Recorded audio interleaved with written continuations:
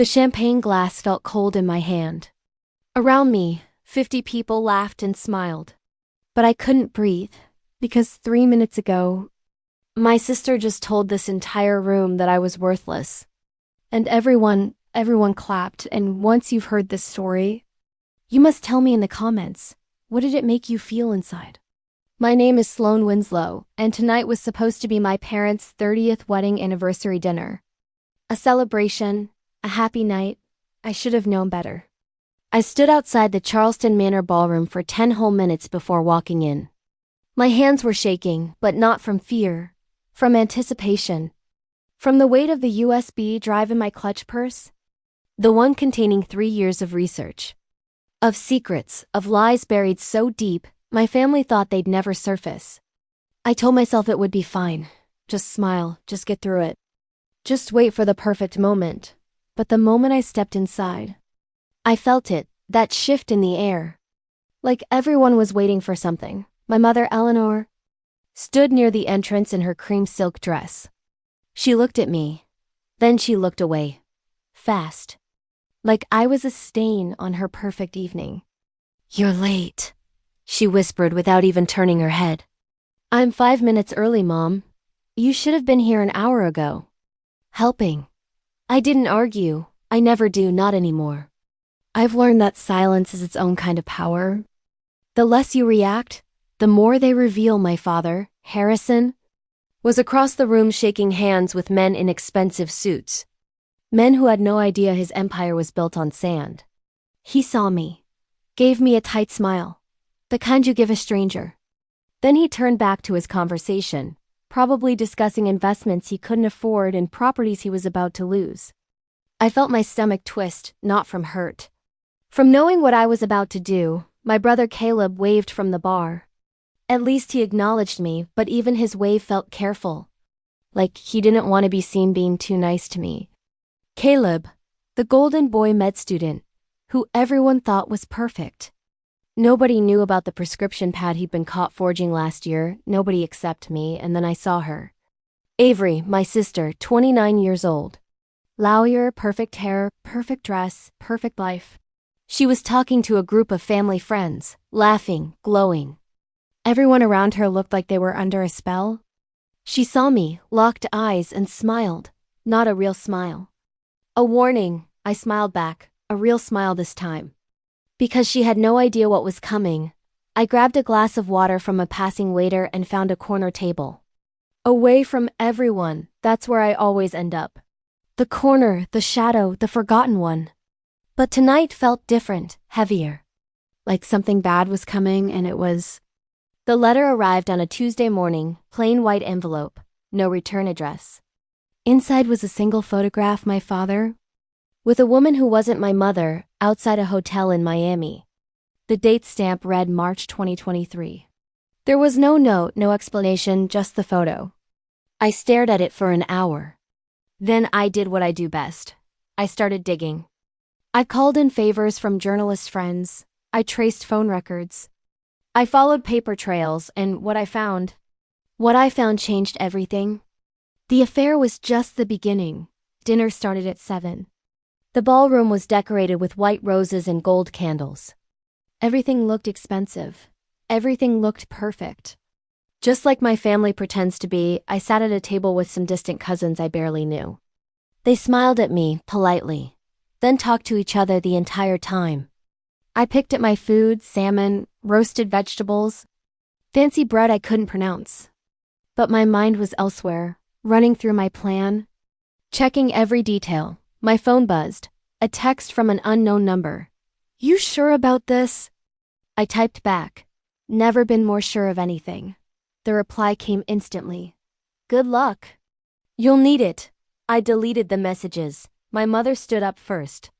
She tapped her glass with a fork. The room went silent. "Thank you all for being here tonight," she began. Her voice was smooth, controlled. The voice of someone who'd spent 30 years perfecting her mask. 30 years ago, Harrison and I promised to build a life together. A family, a legacy. Everyone clapped. If only they knew what that legacy really was, I thought. She looked at my father. "And we did. We have three beautiful children. Avery, our brilliant lawyer, Caleb, our future doctor, and… She paused, my chest tightened. And Sloan, our writer, the way she said it. Like it was a disease, like I was the family disappointment. The black sheep, the failure, a few people chuckled, quietly. Like it was a joke we were all in on. I gripped my fork, but I smiled. Because in exactly 47 minutes, that smug look on her face would disappear forever. My father stood next. He raised his glass. To family, to loyalty. To staying strong even when life gets hard. The irony wasn't lost on me. Loyalty, from a man who'd been living a double life for 5 years. More clapping. But I noticed something. His hands were shaking. Just a little. And his smile didn't reach his eyes. Something was off, did he know? Did someone warn him? No, impossible. Then it was Caleb's turn. He stood up and cleared his throat. Mom, Dad, I just want to say thank you. For pushing me to be my best. For never letting me settle. I felt my skin burn, but I kept my face neutral. Caleb will get his moment too, just not tonight. Tonight was about the big three, Mom, Dad, Avery. And then Avery stood up. The room went completely quiet. Everyone loved Avery. She was the golden child. The pride of the Winslow family, the one who could do no wrong.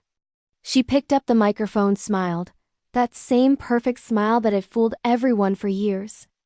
I want to say something too, she began softly. Because tonight isn't just about Mom and Dad.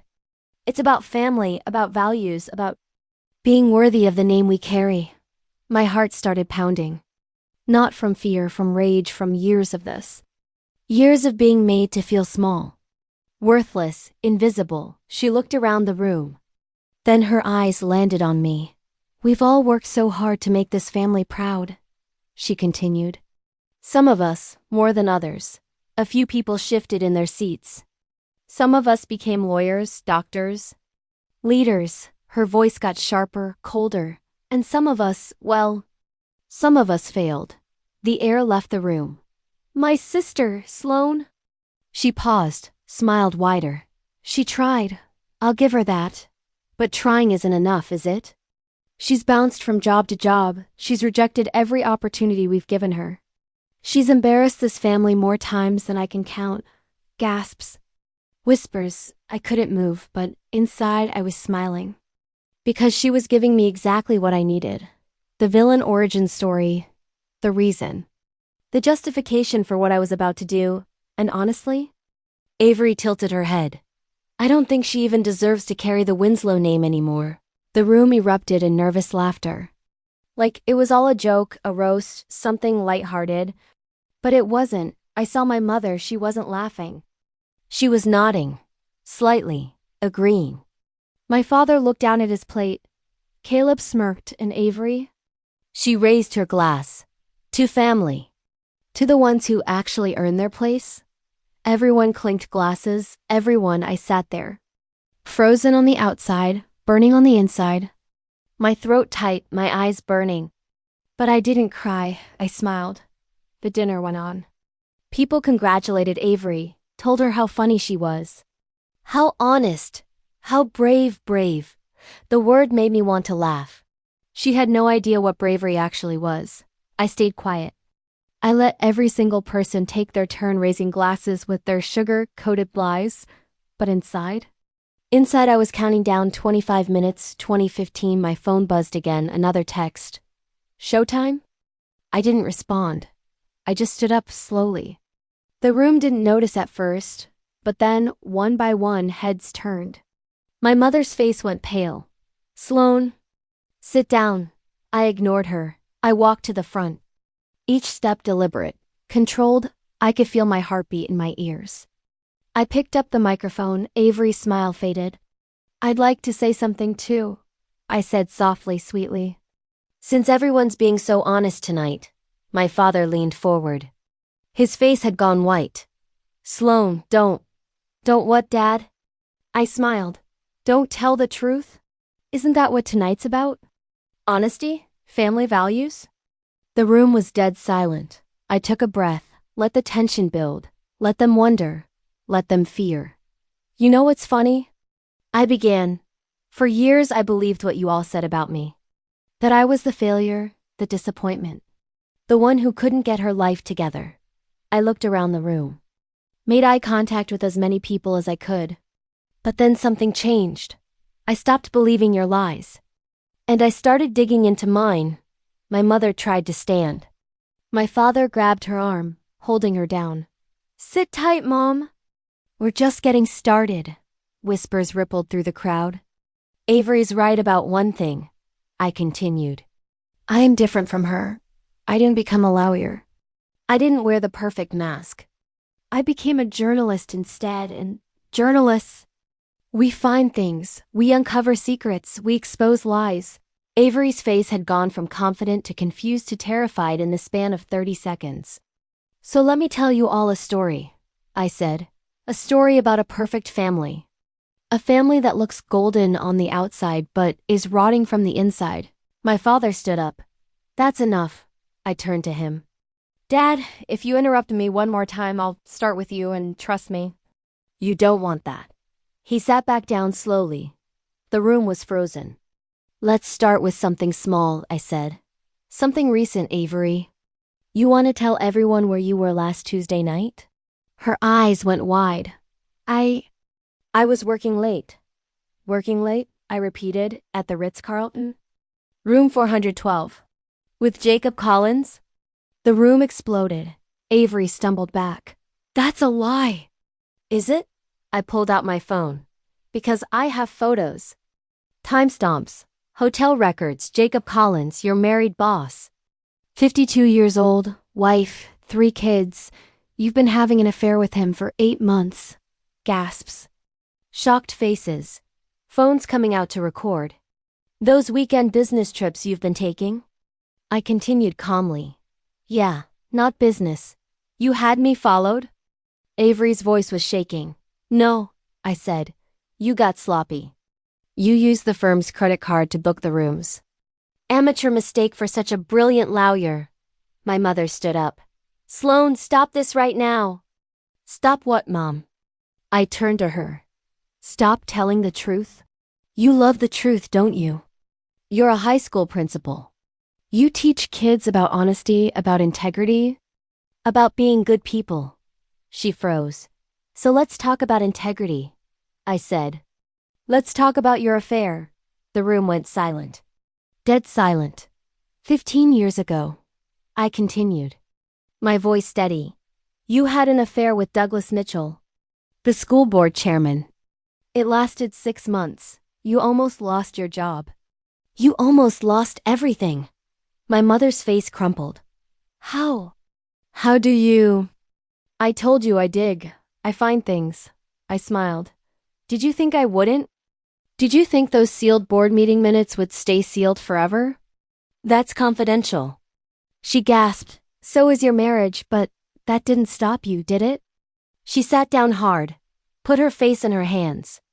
And Dad, I turned to my father, who looked like he was about to have a heart attack. You knew about Mom's affair? And instead of leaving, instead of being honest, you covered it up. You donated $500,000 to the school to make sure nobody ever found out. The room erupted. People talking, shouting, phones recording everywhere. My father stood up. His face was red, angry, desperate. Enough. I turned to him. Oh, Dad. We're just getting started. He looked terrified, and he should be. Because what I had on him was worse than anything else. But I paused, let the tension build, let him sweat. Everyone thinks you're so successful, I said slowly. Real estate developer. Big deals, big money, the Harrison Winslow. The man who built Charleston's skyline. I let the words hang in the air. But you're broke, aren't you? Gasps. That's not true, he said quickly. Too quickly. The Jefferson Tower project, I said. The Riverside Complex, the harbor development. All of them failed, all of them lost money. You've been borrowing from Uncle Charles for 3 years. You're $2 million in debt. My mother turned to him. Harrison. The company's failing, I continued. You've been lying to everyone, to investors, to your family, to Mom. You've been moving money from account to account, trying to keep it all from falling apart. Is that true? My mother whispered. He couldn't look at her. She gasped, covered her mouth. But that's not even the worst part, I said. The room leaned forward. Everyone was listening now. This wasn't just family drama anymore. This was a full-blown scandal. The worst part, I continued, is that you've been stealing from your clients, moving their deposits into personal accounts, using their money to pay off your debts. My father's face went from red to white. That's not. I have the bank statements, Dad. I have everything. He sat down, put his head in his hands. The room was chaos now. People talking, shouting, recording. Some people were already leaving. Probably calling lawyers. I looked at Caleb. You're the only one without skeletons. Caleb. Congrats. He looked down, ashamed, not of himself. Of all of us, but I wasn't done, actually, I said. That's not entirely true, is it, Caleb? His head snapped up. What? You want to tell everyone about the prescription pad incident? Or should I? His face went pale. Last year, I said, Caleb forged prescriptions for painkillers. He got caught. The school gave him a warning. Dad paid them $50,000 to keep it quiet. Caleb stood up. I was going through a hard time. I made a mistake. I know, I said, and I'm not judging you for it. I'm just tired of everyone pretending we're perfect when we're all broken. I raised my glass. Took a slow sip. Let the silence settle. Then I smiled. Happy anniversary. Mom and Dad, 30 years of lies, cheating, stealing, manipulation. What a legacy. I walked out of that ballroom with my head high. People stared, some followed me with their phones. Some tried to stop me, but I didn't care. For the first time in my life, I felt free. The valet brought my car around. I tipped him $20 and drove home in silence. My phone started buzzing before I even got out of the parking lot. Texts, calls, voicemails. I turned it off. The next morning, I woke up to missed calls and text messages. I made coffee, sat on my balcony, and finally turned my phone back on. My mother. You destroyed this family. I hope you're happy. My father. We need to talk. Now. This isn't over. Avery, I'll never forgive you. Never. You're dead to me. Caleb. Nothing. Extended family members took sides. Most of them sided against me. Called me cruel, vindictive, evil, but some sent messages of support, cousins who'd been hurt by my parents, family friends who'd suspected the truth for years, and then 3 days later, I got a message from Caleb. You were right. About everything. I'm sorry for not defending you sooner. That was all I needed. Weeks turned into months. The family didn't speak to me. My parents hired a lawyer, threatening to sue me for defamation. But they couldn't, because everything I said was true. And I had proof of all of it. Avery lost her job. The affair became public. Jacob Collins' wife filed for divorce. Avery's law firm dropped her. My father's company collapsed. The FBI started an investigation into his financial dealings. He hired a team of lawyers. My mother resigned from her position as principal. The school board quietly asked her to step down. Caleb stayed in medical school but took a semester off. He started therapy, and me? I kept writing. I kept telling the truth. 1 month later, I got a call from an unknown number. Is this Sloan Winslow? Yes. This is Margaret Stone. I'm a literary agent in New York. I read about what happened at your parents' anniversary dinner. I froze. It's been all over social media, she continued. The videos, the story, and I have to say I'm impressed. Not by the revenge, though that was quite something, but by your courage. I didn't know what to say. I want to represent you, she said. I think your story could be a best-selling book. The truth behind perfect families, the cost of silence, the courage to speak up. I couldn't breathe. Are you interested? I smiled. Tears ran down my face. Yes, I am. 6 months later, my book was published. The Winslow Lie, A Daughter's Truth. It became a bestseller in 2 weeks. I went on interviews, podcasts, morning shows, book tours across the country. People reached out. Thousands of them, strangers, telling me their stories, thanking me, saying I gave them courage to speak their own truths. I didn't destroy my family that night. I freed myself, and apparently I freed a lot of other people too. 1 year after the dinner, I got a letter in the mail. Handwritten, expensive paper. It was from my mother, Sloane. I don't know if you'll read this. I don't know if you'll ever forgive me. But I need you to know. You were right. About everything. I spent my whole life pretending, hiding, controlling, building this perfect image and forcing everyone to fit into it. And in doing so, I lost the one daughter who saw me for who I really was. I was cruel to you. I dismissed you. I made you feel worthless. And I'm sorry. I'm so sorry. The truth is, I was jealous. You had something I never had. The courage to be yourself. To refuse to wear the mask. To choose authenticity over approval. I don't expect you to forgive me. But if you ever want to talk, I'm here. Mom, I cried hard for an hour, but I didn't write back, not yet. Because forgiveness takes time and healing isn't linear. 18 months after the dinner, I was invited to speak at a women's conference. The theme was breaking silence. I stood on that stage and told my story. The whole story, not just the dramatic dinner, but the years of emotional abuse that led up to it. The gaslighting, the manipulation, the constant message that I wasn't enough. After my speech, a young woman approached me. She was crying. "Thank you," she whispered. My family does the same thing to me, and I thought I was crazy. I thought I was the problem. I hugged her. "You're not crazy. And you're not the problem. What do I do?"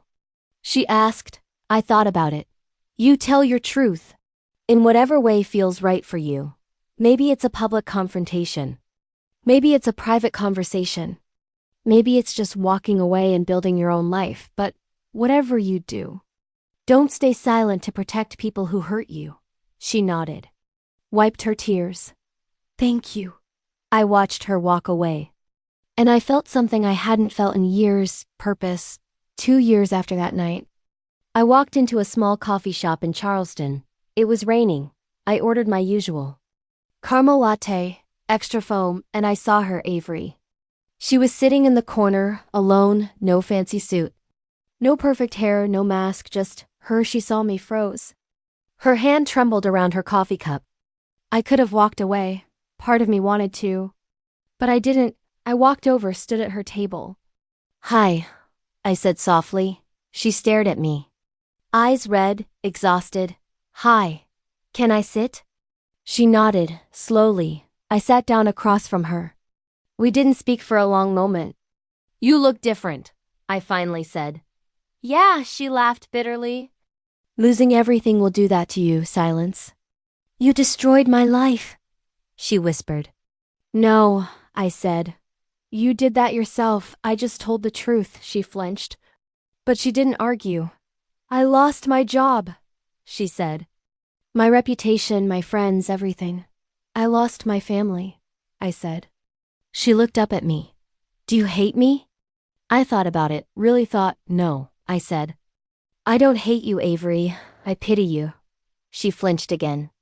You spent your whole life trying to be perfect, I continued. Playing the role, winning the approval. And it made you cruel. It made you empty. Tears filled her eyes. I know. Why? I asked, why did you do it? Why did you say those things that night? She was quiet for a long time then. Because I was jealous. Of me? I laughed. I was the failure, remember? You were free, she said. You didn't care what they thought.